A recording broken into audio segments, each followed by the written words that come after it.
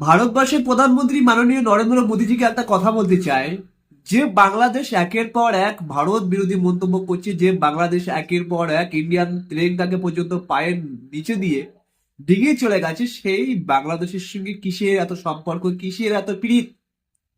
যে বাংলাদেশ ভারতের থেকে স্বাধীনতা নিয়ে সেই ভারতের বিরুদ্ধে যুদ্ধ ঘোষণার হুমকি দেয়, সেই বাংলাদেশকে এখনো পর্যন্ত কেন মানচিত্রের মধ্যে রাখা হয়েছে?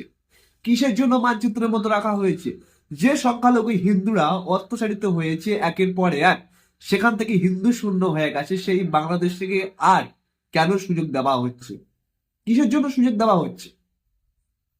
যে বাংলাদেশ একের পর এক জঙ্গি সংগঠন তৈরি হচ্ছে, সেই বাংলাদেশের নাগরিক সমাজকে কেন এত প্রোটেকশন দেওয়া হচ্ছে? কেন এত পাসপোর্ট ভিসা করে ইন্ডিয়াতে সুযোগ সুবিধা দেওয়া হচ্ছে? আপনার কোন কূটনৈতিক প্ল্যান আমি কিছু বুঝতে পারছি না।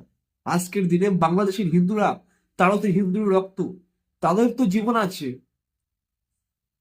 তো তাদের এই নির্মম অত্যাচার দেখে আপনি কিছু বললেন না। কিসের স্বার্থ আছে?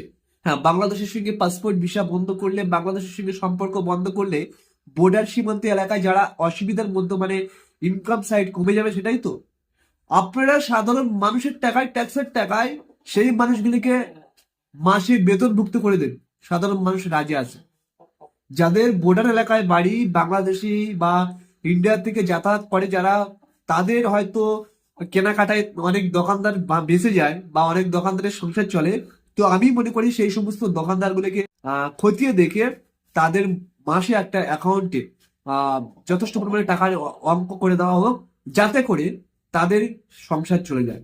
হ্যাঁ, আমরা ইন্ডিয়াবাসী রাজি আছি ভারতকে রক্ষার জন্য, ভারতকে বাঁচিয়ে রাখার জন্য, ভারতকে সামনের দিকে আরো এগিয়ে নিয়ে যাওয়ার জন্য আমরা রাজি আছি। আমাদের ট্যাক্সের টাকাও যদি কেটে তাদেরকে কিছু হেল্প করো, আমরা রাজি আছি। তো বন্ধুরা, কি বলবেন?